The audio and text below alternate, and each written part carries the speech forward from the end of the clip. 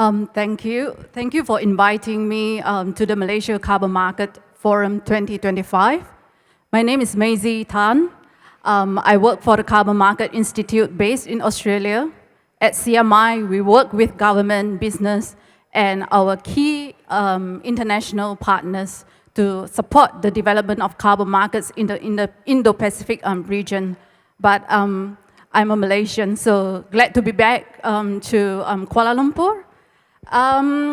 So for Plenary 3, we are going to talk about emissions trading schemes, which represent the demand side of carbon credits.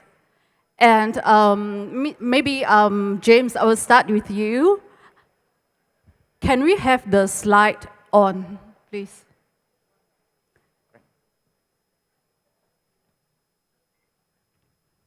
Yeah. James, the New Zealand has implemented the longest running ETS in this region since 2008. Can you give us a brief overview of the New Zealand ETS and the inclusion of removals and forestry sector in the ETS? Yeah, thanks. Hello, everyone. Thank you, Dr. May. My name is James Coombs and I manage the international climate function at the New Zealand Ministry for the Environment. So a big thank you to Bursa Malaysia for hosting today's forum in collaboration with the Malaysian government. Before I get into the details of our emissions trading scheme, I'd like to provide some insight into New Zealand's legal framework for climate mitigation. So we have the Climate Change Response Act, which supports New Zealand to meet both our domestic and international climate targets, including under the Paris Agreement. So under our CCRA, we have 5 yearly emission budgets, which are stepping stones to our net zero target. Under those budgets, we then have emission reduction plans, which then set out our strategy for the economy and sectors across that budget, the second of which was released in 2024. James, sorry, do we have the clicker here? Oh, yeah. Yeah, okay, yeah, you can control the slide. And then our emissions trading scheme is then the key tool to drive net emissions in those plans. So more about our ETS. So as Dr. May said, it was introduced in 2008 as New Zealand's main tool for reducing net emissions. And it was the first national ETS outside of Europe and operates as a cap and trade model, requiring businesses to measure and report emissions and surrender 1 New Zealand unit, called an NZU, per tonne of emissions. The scheme is a soft cap on the number of NZUs available, creating a price signal to business which incentivises low emission choices. NZUs are supplied to the market via government auctions, through industrial allocation for hard to abate sectors, and as Dr. May said, through the recognition of forestry removal offsets. So our ETS covers all sectors of our economy, excluding agricultural emissions, in particular biogenic methane. We have over 180 mandatory participants with mandatory surrender obligations, and we have 5,000 voluntary forestry participants. The point of obligation is placed high in the supply chain to reduce the compliance burden. For example, the fuel importer has an obligation rather than the car owner. So those costs flow downstream, maintaining coverage whilst minimising administrative burden. We do not have a linear reduction factor. Rather, we have government auction volumes and price control settings, which are reviewed annually to ensure alignment with our emission budgets and targets. The NZU price in recent years has ranged from US $25 to $60 per tonne. The price fundamentally reflects the secondary market supply and demand mechanisms, but it is influenced by government policy signals and auction settings. As noted, our ETS was established in 2008, and I think it's a really key thing that I'd like to reiterate is that our ETS has not stayed static. It has continued to evolve based on user experience, how the sector is behaving, as well as lessons learned from other jurisdictions. So I'll just give it a quick overview of 3 key updates.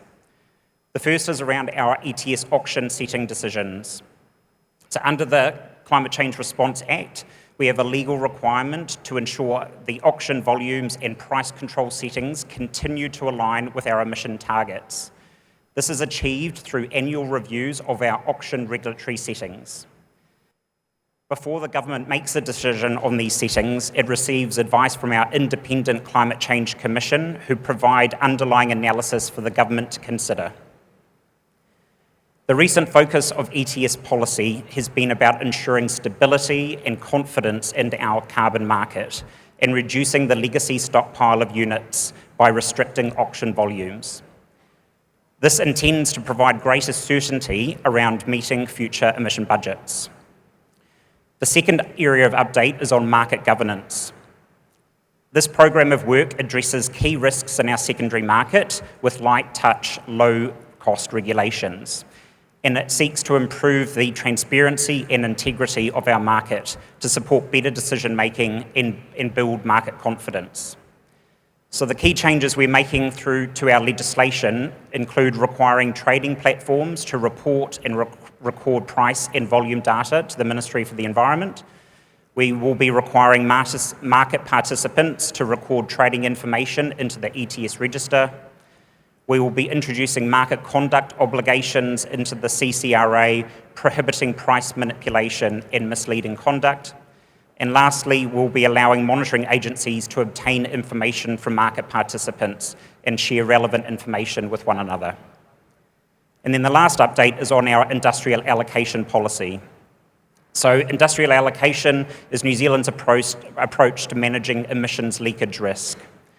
It provides transitional support for emissions-intensive and trade-exposed firms, allowing them to reduce their emissions while staying internationally competitive. We have around 80 firms in 24 activity classes who receive this free allocation from the government. Our industrial allocation is being phased out at set rates per year. The current phase out is to be completed by 2050 for moderately intensive firms and 2060 for highly intensive firms. One key change we made recently was to ensure that the underlying allocative baselines were updated to ensure that they best reflected the actual emissions of our industrial allocation recipients. It had actually been around 10 years since they had been updated, so we knew that there was oversupply of units to those entities. So this work was implemented last year after extensive data collection and analysis across all 24 activity classifications. We're also in early stages of new reforms which seek to address any risk that our policy settings are disincentivising those industrial allocation firms from investing in emissions reduction technology. So I'll just pause there and hand back to you, Dr. May. Thanks, Peter. I think I haven't explained the structure of our panel. We'll finish all presentations first, and then we'll go to the moderated discussion sessions. So next, Peter, the safeguard mechanism, the Australian compliance system, has been reviewed in 2023, last 2 years. Can you explain to us how the safeguard mechanism works and how it is linked to the voluntary ACCU scheme? Thank you, Maisie, and thank you to the organisers for the invitation to participate today. So regarding the safeguard mechanism, it ensures Australia's largest emitters make a proportional contribution to Australia's 2030 emissions reduction target and net zero by 2050. It does this by requiring large facilities to keep their emissions at or below emissions limits known as baselines. It applies to facilities with Scope 1 emissions of more than 100,000 tonnes carbon dioxide equivalent a year, except for grid-connected electricity generators, and it covers around 31% of Australia's emissions. It has been in place since July 2016, but was reformed in 2023. Under the reforms, facilities' baselines will decline by 4.9% a year.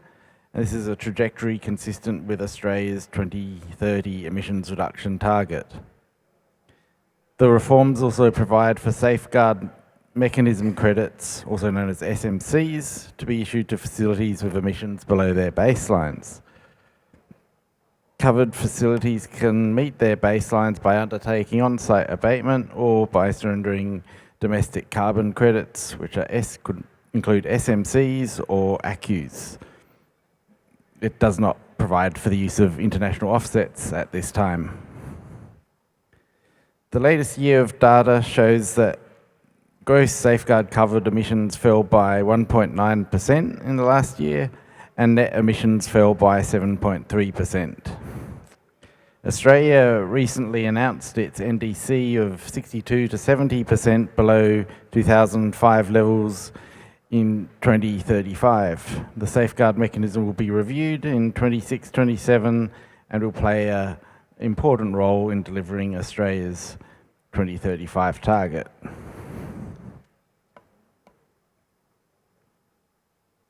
So Australia's carbon crediting scheme is known as the ACCU scheme.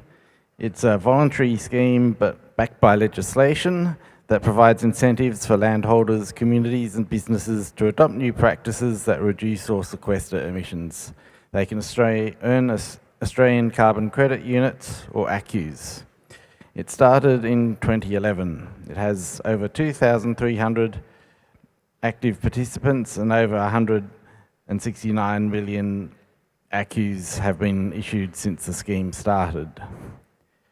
ACCUs can be sold either on the voluntary market or to safeguard mechanism facilities. In 2022, the government commissioned an independent review of ACCUs. It looked at the integrity of ACCUs, governance arrangements, specific methods, and broader impacts of the scheme, including social, economic, and environmental benefits. The review's report concluded that the arrangements are essentially sound, although it did recommend some changes to strengthen the scheme. The government agreed in principle to all 16 recommendations, and implementation is well underway. It has repealed some methods and reinforced the integrity of others, appointed a full-time chair of the Independent Emissions Reduction Assurance Committee, which reviews methods and has to consider that they satisfy some domestic offsets integrity principles in order for them to be made, and for the first time appointed a First Nations member of the committee. It has launched a new process where proponents can propose and develop new methods, and it has made legislative changes to increase transparency by publishing additional data. The government is continuing work to ensure continuous improvement of the scheme. I might briefly discuss some lessons learned from these schemes. One is that setting up a robust MRV system in advance can help. Australia's National Greenhouse and Energy Reporting Scheme was legislated in 2007, so well in advance of both the ACCU scheme and the safeguard mechanism. And it can make sense to scale up and adjust policies over time, which is certainly the case with the safeguard mechanism. And certainly one thing I've observed from my experience working on the safeguard mechanism is that sort of broad stakeholder engagement with all stakeholders is important for policy success. Thanks, Peter. I think having a robust MRV system is a must for every new ETS in this region. Next, we have Japan. Mr. Nori, the Japan GX ETS is quite interesting in the sense that it is embedded as part of a broader GX policy. Can you explain to us about the pro-growth carbon pricing concept that Japan came up with, and how the GX ETS will be designed over time to generate growth for Japan? Yeah, thank you for the introduction. My name is Nori Kimura from Ministry of Economy, Trade and Industry of Japan. And as introduced, we, Japan, have been promoting a GX policy. GX stands for Green Transformation Policy, aiming for achieving our carbon neutral goal by 2050. Recently, this February, we, Japan, submitted our NDC 3.0, which is aligned with 1.5 degree target, 60% reduction by 2035, and 73% by 2040 compared to 2013 level. And to achieve this target, we have been, to achieve our carbon neutral goal, we have started green transformation policy, which we call it pro-growth carbon pricing concept. Yes, as I have heard in previous session, and when you introduce carbon pricing, yeah, it's kind of regulation. So maybe we thought only introducing a regulation emission trading scheme is not enough for promoting actual decarbonizing investment. So that's why we introduced our government bond. We are going to introduce government bond. We call it economic transition bond for 20 trillion yen in total. Actually, so we issue our government bond for promoting decarbonizing technologies. So we collect the money in advance, and using this income from the government bond, we promote investment promotion policy. Our investment promotion policy include Green Innovation Fund, which provides financial support on the research and development on very much cutting-edge technologies, such as perovskite. It is a very new type of solar power generation, and also our green steel using hydrogen for electric furnace, and also we are providing support for the introduction of fuel ammonia only power plant for the decarbonization or a coal power plant. So it's this fund amount 3 trillion yen for the funding. It's already secured, and also in addition to this kind of fund, we provide a various menu for the investment support. By doing so, private sector try to invest first on their decarbonizing investment, and after that we try to introduce emission trading scheme for the regulation. So, in our plan from 2026 we will introduce GX ETS, and from 2028 we introduce surcharge on fossil fuel. Next slide, please.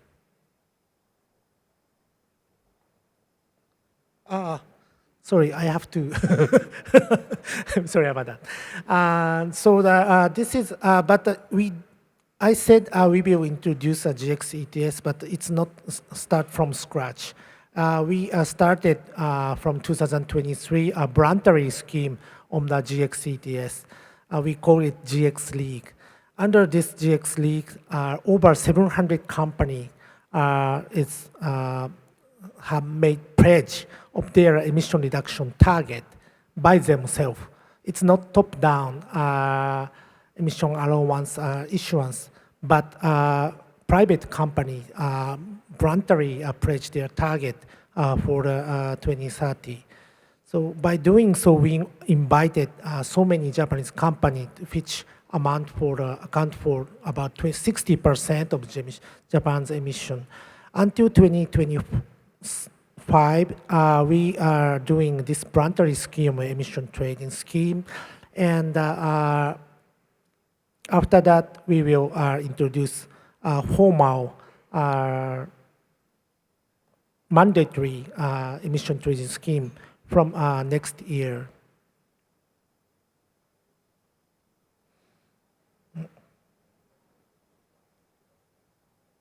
So this is our overview of our emission trading scheme, planning to start next year. So it seems we are using similar number to Australia, but we have a kind of threshold for a CO2 emission of over 100,000 ton per year, using a 3-year average emissions from 2023 to 2025. So if the company meet this, cross over this threshold, they will be covered by our GX emission trading scheme. And under our emission trading scheme, our company should submit their transition plan to achieve carbon neutral by 2050. Yes, it's kind of a long-term projection of direct and indirect emission reduction toward 2030. And currently, we passed a law for introducing this emission trading scheme, and up to the 2026, we are discussing on the level of obligation of, in order to issue allowance for the company. So we are inviting many experts in the industry to do so. So that once we set kind of target for the company, we issue emission allowance, and after we started, companies cover the ETS will report their emission data, which will be verified by third-party organization, and we have also penalty for the non-compliance. So our penalty amount is equal to 1.1 time of the times the upper limit price. I think when it comes to discussing on the ETS amount and the price is the biggest factor. But regarding the price, we are currently discussing on our upper limit price and the lower limit price. So yes, and also we are currently introducing emission. We have already started emission trading market. It's organized by JAPEX. It's kind of a trading organization. But for this scheme, our GX Acceleration Agency, it's kind of a half governmental organization, will establish emission trading market. So in this market, excess amount of emission allowance will be traded, and also our domestic crediting scheme, J-Credit, and also JCM, our Article 6.2 crediting scheme, credit will be traded under this trading market. So now this is our overview of our GX emission trading scheme. Thank you. Thank you, Mr. Nori. I think it is very insightful from Japan's experience, because the GX ETS is implemented as part of a broader kind of policy package, including the climate transition bond, JCM, and then carbon tax and the GX ETS. So thank you very much, Mr. Nori. Our next speaker is Pak Edwin from Indonesia. Pak Edwin, are you here? Yeah. Hi, Dr. Mizi. Okay.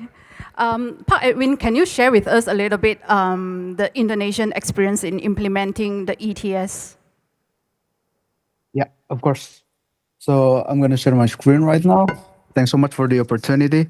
So for the next 5 minutes, I will present a little bit about the ETS implementation in Indonesia and what is the lesson learned that we have up until now. I only got 3 slides actually, because that's what Dr. Meiji allowed me to do. No, just kidding, because I don't want to take your lunchtime too long. So I'm going to start with how Indonesia designed our ETS. Is that first thing first, where we start with the power sectors. So the grand design is Minister of Environment is the national focal point for Indonesia NDC and net zero target achievement. And from there, Minister of Environment cascading their target to each sector. For example, in this case, is to the power sectors.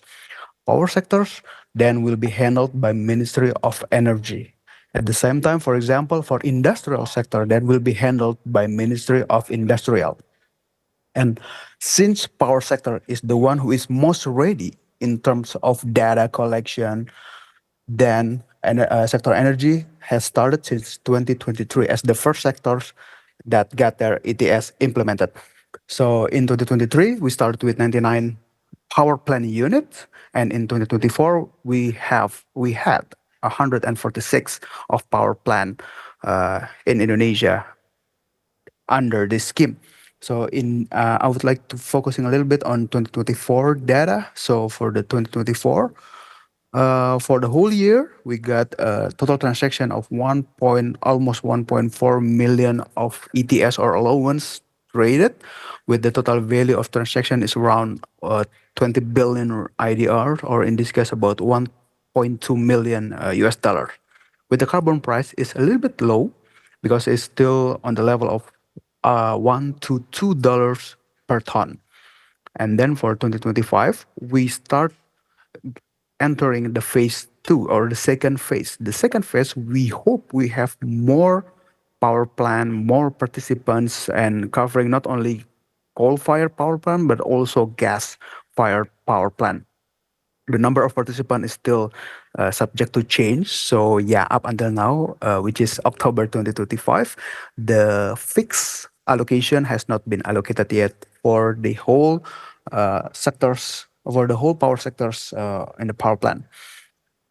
And the second industry, the second sector that is most ready in terms of readiness is the industrial sectors under the Ministry of Industrial. So the Ministry of Industrial is different with the Ministry of Energy. They still got a problem with data collection because this is something that just getting started. So in 2025, this is the year where the Ministry of Industrial try to prepare. First one, they're trying to increase the number of VVBs. That is very important because the Ministry of Industrial will cover thousands of manufacturing facilities. And then Ministry of Industry also tried to make an inventory data system to collect the emission profile. And the first phase started in 2026. There will be a test using a single threshold or quota. And then for those business actors whose emission is under or over, actually over the quota, they will be mandated to create emission reduction plan. And next year there would be no emission trading mechanism yet in place. It's still on the readiness preparation.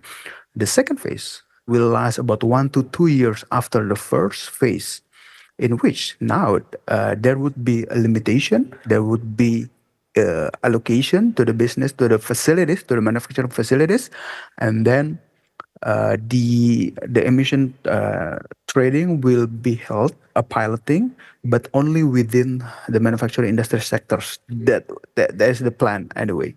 And the last phase, the third phase, is about 2030 or hopefully sooner, is that the implementation of national multi-sector. Now, the Minister of Industry hope all the manufacturing facilities can get into the national ETS, and it will be hopefully can be traded cross sectorals. Now, what is the challenges and lesson learned? This is from exchanges point of view. First one, its sectors may have different approach when they creating their roadmap. So there needs to be an alignment, either by a frequent coordination between these sectors or appointing one entity as coordinator who can align all these differences, all this motive, all this readiness level, different in readiness level. And the second one, the allowance might be allocated not to on corporate or company level, but on the plant, facilities, or installation level. Well, this is important maybe for Dr. Weni, for example, from Bursa Malaysia, because it's not usual for exchange, to allocate ID or to give a transaction ID to plan or facilities or installation. It's usually on individuals with IDs or corporate or companies IDs. And then the third one, cross-sectoral allowance, is very important because it might bring more liquidity to the market. The fourth one, for the exchange, for us actually as Edis Carbon, it will be very challenging to connect with each sector's registry or reporting system. That's because, for example, Ministry of Energy got their own system for ETS, then Ministry of Industrial get their own system. Then it will be become a little bit more complicated to connect with all of this system on the top of connection with the SRN as national registry system. So if possible, just create one registry for all of the sector or to coordinate all the sectors. And the last one, and this is a pretty interesting take, is the liquidity on the exchange is not the cost, but rather the result of the climate ambition in the sense that it's not that because the liquidity on the exchange, then the climate ambition is met. It's because of how aggressive and how ready is your reduction trajectory, then will dictate the liquidity. So if you want more liquidity, so if you want more, let's say, a better prices, then the trajectory, then the allocation will be very, very important. I think that's closing my take there, Dr. Wedi, Dr. Mezi. Back to you.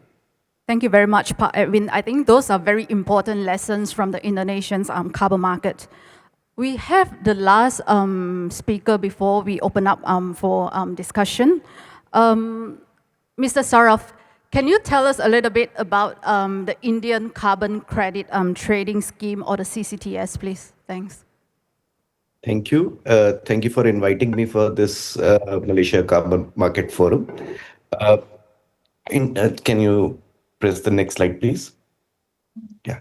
So if we look at our nationally determined contributions, that our NDC goals, what we decided on that 45% of emission intensity we are going to reduce. And also we are going to have a 50% of installed capacity of renewable energy.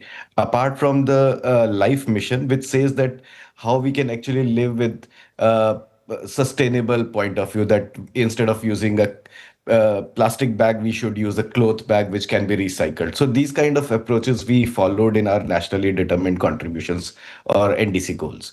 And from this, actually, we started our work for the Indian carbon market.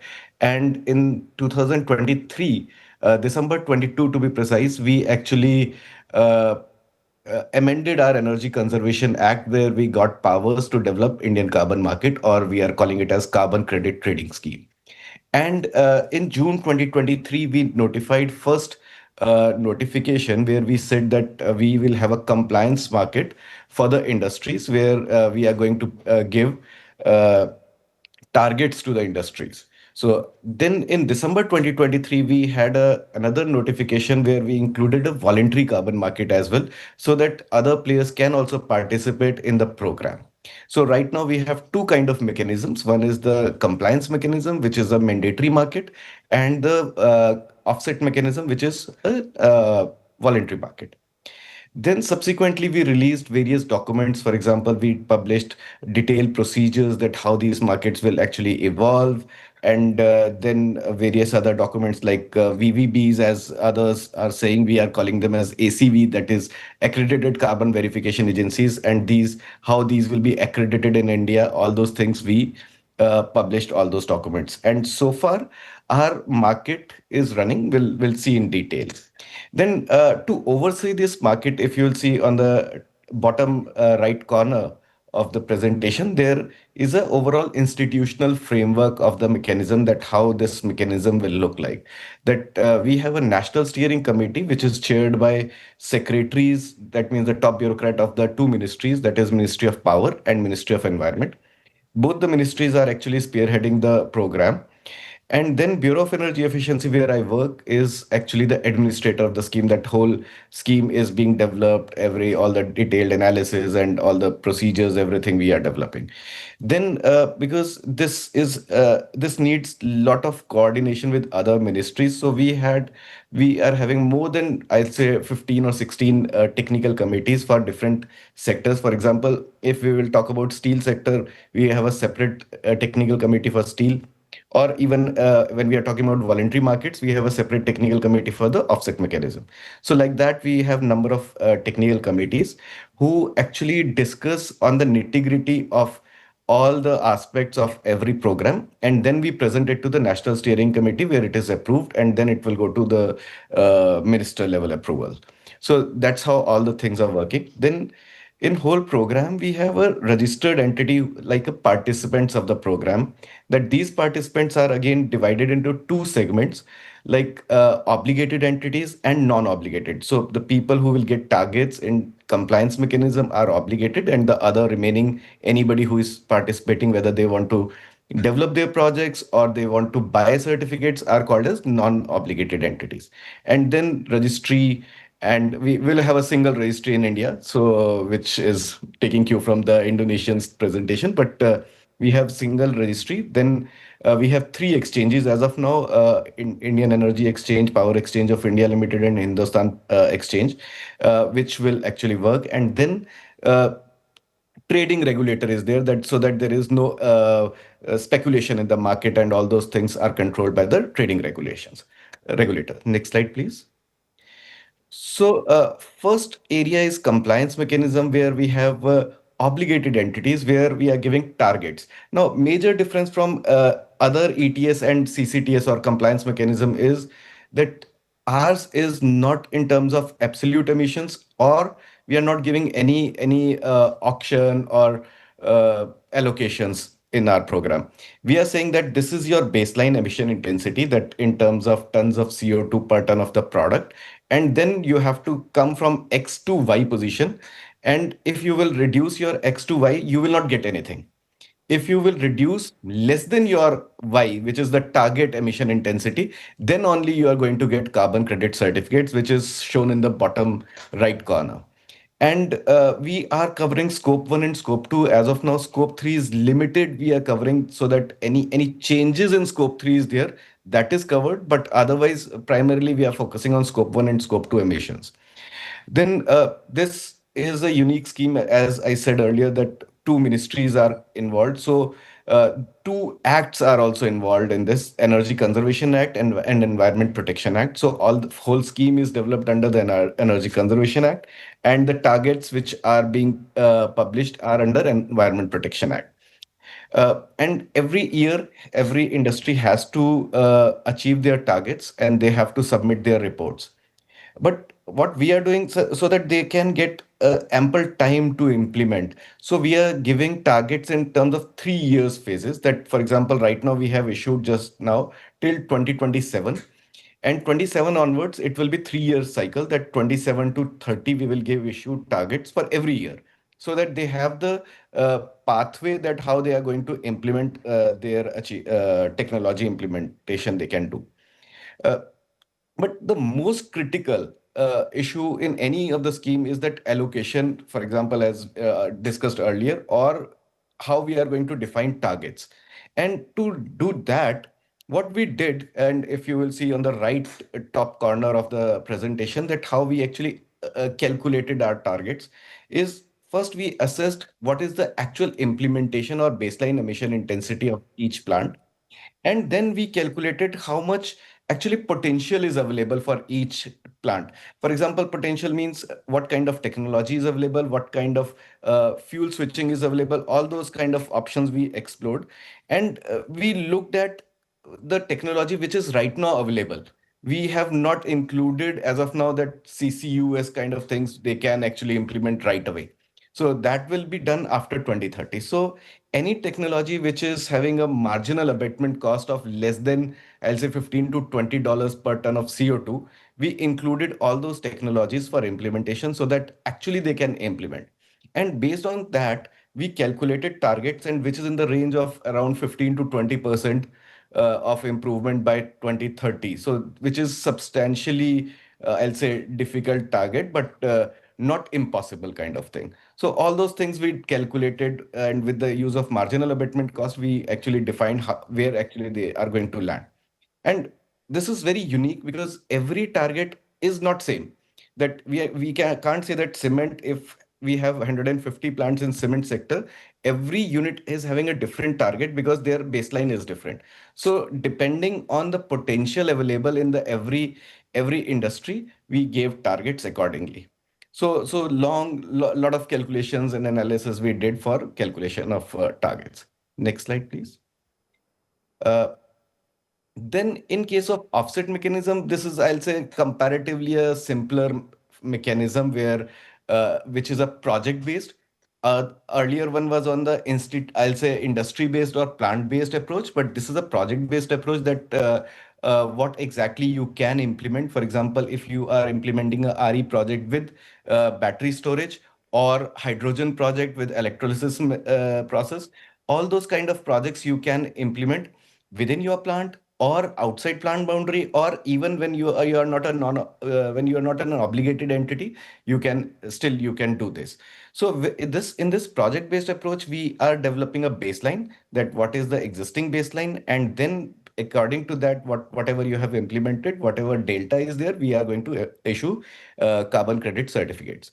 Now, for this, we have to develop methodologies. First, we identified 10 sectors. If you look at the 10 sectors, these 10 sectors are actually at par with the 17 sectors or 16 sectors of UN, whatever is there in under Article 6.4 as well.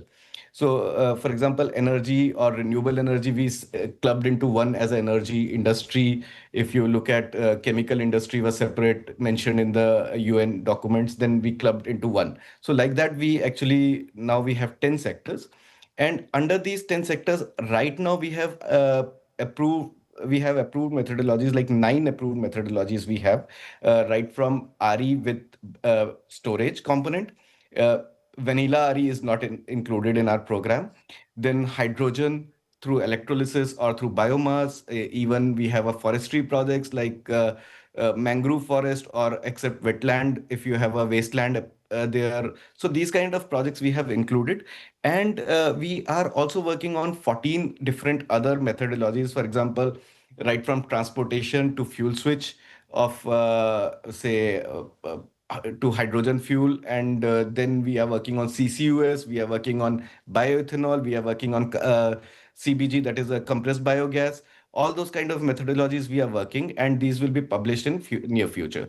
So and in India, we will have a single registry, that all these programs will run through a Indian carbon market portal, and there will be a one registry, and everybody will come to this registry.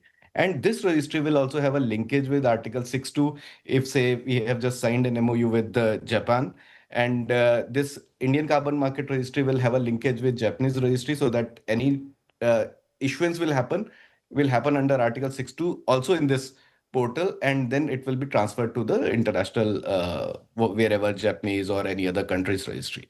So that's how we are working on it. That's all from my side. Thank you. Thank you, Mr. Saurav. I think we still have 10 minutes until lunchtime, so I will jump straight into the discussion. I guess since Mr. Saurav, you are explaining about the Indian carbon market, so my first question is to you. You mentioned about the compliance and voluntary carbon market in India. We'll start from a very wide coverage. So normally, new ETS, they will start with only the power sector, then gradually expand over time. So I just kind of curious, what is this part of India's response to the EU CBAM, and how are these considerations around EU CBAM being integrated into the design of the Indian carbon markets? Okay. First thing is that we had a program called Perform, Achieve and Trade (PAT) scheme since 2012, which was energy saving certificate scheme, where we had energy intensity targets. And then this scheme is now being transitioned to, I'll say, emission trading scheme, because and from there we selected 8 sectors. Right now, power plant we have not included, because there are RE targets separately on the power plants, but we have included like steel, cement, chloralkali, aluminium, fertilizer, refinery, like this. We have already included 8 sectors. And if you look at CBAM in India, because of CBAM, we are affected for 3 sectors primarily: aluminium, steel, and fertilizer. Although we are not exporting much of fertilizers to Europe, but primarily aluminium and steel. So both the sectors are included. So if we will reduce emission intensity, and because it has a direct linkage with the CBAM, if we will reduce energy emission intensity, automatically we don't need CBAM certificates. Also, CBAM is recognizing CCTS, that carbon credit trading scheme, that In case they are going to buy excess credits from the carbon credit trading scheme, then they don't need to buy CBAM certificates. Only catch is that equivalent in terms of money, what is required in the as per the CBAM certificate. So if CBAM certificate is at $70 or 70 euros, so 70 euros multiplied by the number of certificates, equivalent amount of certificates they have to buy from the carbon credit trading scheme. So both the CCTS can actually support our industry from CBAM point of view as well. Thanks. You also mentioned about India just signed the first MOU with Japan. So my next question is for you, Mr. Nuri. We understand that the JCM is one of the leading examples of Article 6.2 credits. Can you explain to us how the Japanese government has been promoting the JCM, especially in this region? Yeah, thank you for question. Yes, we Japan have promoting our JCM with 31 partner country. Yeah, recently, as Sarah-san mentioned, we signed JCM with India, and we just started our joint committee on September 22nd. And I think maybe for this region, Asian Pacific region, we started JCM in very earlier stage, like around 2013 or 14 or 15. It's even before the Paris Agreement adopted. So we just started maybe supporting decarbonizing project in each ASEAN country, and in exchange of such support, we got a credit for carbon credit for Japan's emission reduction target in 2020. Yeah, this is a very starting point. And but after Paris Agreement adoption and Article 6 rules and guidance on Article 6.2 adopted, we are trying to evolve our scheme to address authorization and corresponding adjustment, which is required by the guidance of the Paris Agreement. So to do so, maybe this scheme, and also at the same time, each country, as we have heard, have developed domestic emission trading scheme and carbon tax. And in addition to this, many countries are trying to develop institutional arrangement in which they can use Article 6 scheme. So JCM it incorporate a capacity building program which support Article 6 institutional arrangement, such as a registry and a reporting requirement. And so our JCM is not providing support for the actual project in country, but also our kind of capacity building support for each country to address Article 6 obligation. So maybe recently we have evolved and update our rules and guidelines to address current scheme. And maybe we very much look forward to develop and implement actual decarbonization project in each country. Yeah, so that each companies, there are so many private companies which has interest on the decarbonization investment.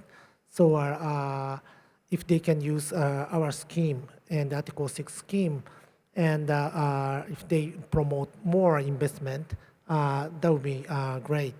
Yeah, so this is yeah, my update on the JCM. Thank you. Thank you, Mr. Nuri. I think we are coming like close to our time for this plenary. Can I invite each speaker here to share with our Asian Pacific colleagues, like maybe one key lessons that you think it is worthy that policymakers in this region should know when implementing their ETS, starting with you, James. I think the key thing that I'd share with the room is around focusing on your national circumstances. So for New Zealand, 53% of our emissions profile is agricultural emissions. We have 88% renewable electricity. So you need to really look at your emissions profile and go, well, where are those decarbonisation opportunities and what role does carbon markets play versus other policies? So for New Zealand, we are investing 400 million in technology and innovation investment to create new biogenic methane mitigation tools. We need them. They're not currently, there's not a huge range of them in the market. So sometimes there are barriers that you need to address which the actual market itself cannot actually solve. So I think it's around that would be my key message there is really looking at your emissions profile, making sure you have the MRV there to really make sure you've got that integrity, and then really working out what are those tools and options that you can give to businesses to be able to deploy quickly, and what role price is going to play in incentivising the deployment of those tools. Thanks, James. Peter. I'd say it, certainly in Australia's case, having a robust but flexible framework was useful. When the safeguard mechanism was first set up, another ETS had just been repealed, and so there wasn't much scope for it to be ambitious, but the legislative framework was good and a lot of the details were in secondary or delegated legislation, so that facilitated it becoming something that's now quite ambitious later on. Thanks. Mr. Nori.